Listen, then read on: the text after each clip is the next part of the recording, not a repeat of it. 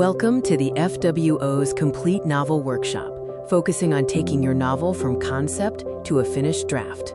This is Workshop 4, focusing on first sentences and paragraphs. We will discuss how to start your novel or short story off right. Let's start with a short discussion. Think about how you use your first line in a novel or story. What information do you typically include? In this session, we explore your first sentence as the hook to your book. The first sentence works hard by making a promise that the rest of your book must keep.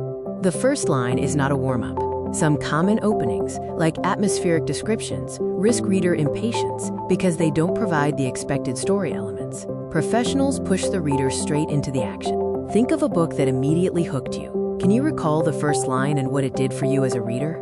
Also, consider a book you put down early. Where did it lose you? The first line has one job: to answer 5 essential questions, either explicitly or by implication.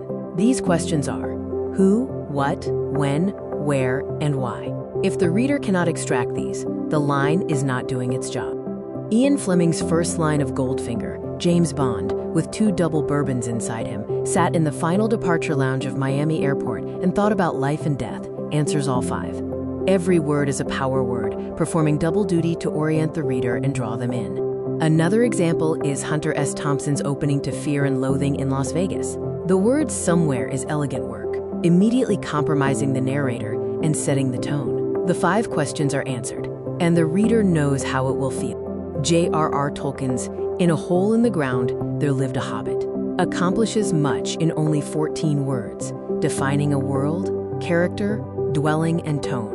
Answering why sometimes means distinguishing, as Tolkien does by setting his hobbit hole apart from others. Next, let's watch an 11-minute video with developmental editor Patrick Walsh on first lines. As you watch, listen for the 4 patterns he identifies, and we will break them down afterward. Patrick Walsh found that successful first lines fit one of 4 patterns. The 5 questions are the content, and the 4 patterns are the structure. You need both a functional line that answers the questions and a structural pattern that makes the information impossible to ignore. Pattern 1 is the emotional contradiction. The line sets an emotional expectation, then yanks the rug. The example given: Jess had always been lucky in love until she found her husband's other wedding ring, promises romance and delivers catastrophe. The gap is where the story lives. Pattern 2 is the universal experience. This line reaches past the specific character to something the reader already knows, creating instant identification. Holden from The Catcher in the Rye is a stranger but familiar.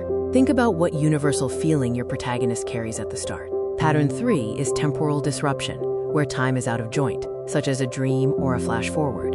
The narrative clock is visibly broken. The opening of Rebecca, "Last night I dreamed I went to Manderley again," uses "last night" again to signal a deep, unresolved why that drives the entire novel. Pattern 4 is false certainty. The line makes a statement of confidence, then immediately undermines it. The example: "It was the day my grandmother exploded." The certainty, "it was the day," is immediately undercut by the explosion. This leaves the reader asking questions, exactly where you want them. These 2 frameworks belong together.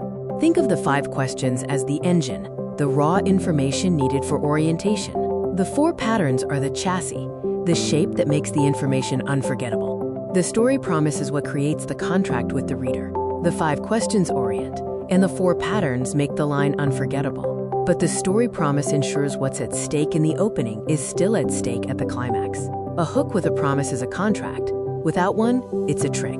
Now for an exercise, write or rewrite the first line of your work in progress. First, choose one of the 4 patterns that naturally fits your story. Then, draft a line using that pattern, running it through the 5 questions. Finally, ask yourself what this line promises the reader, and if your ending keeps that promise. This is a crucial self-check.